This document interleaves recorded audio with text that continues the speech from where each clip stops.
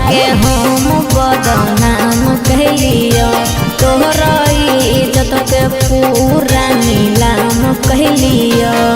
कराई दिलियो जेलावा अब हो तना बेलावा, जिंदगी हो जाई तो बेकार। जहिया हम जेलावा से अइबो बाहर देबो मिठाई तोरा झार। जहिया हम जेलावा से अइबो बाहर देबो मिठाई तोरा झार।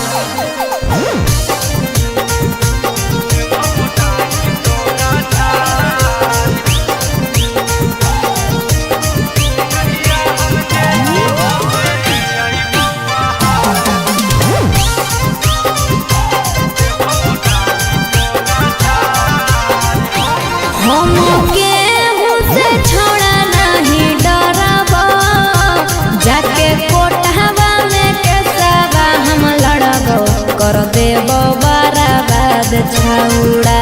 हे रे तू करही हमरा याद छौड़ा। अरे कोई नहीं बचई तो पैसा कम नहीं होई तो केतनो लगई भी गोहार। जहिया हम जेलावा से अइबो बाहर देबो मिठाई तोरा झार। जहिया हम जेलावा से अइबो बाहर देबो मिठाई तोरा झार।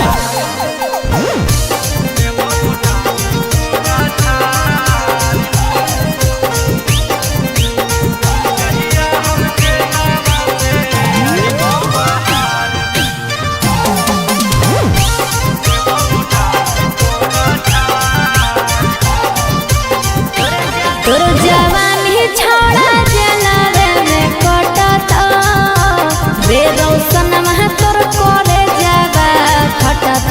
तू कहियो नहीं घर जइभी, हे रे तू जेलवे में सड़ जइभी।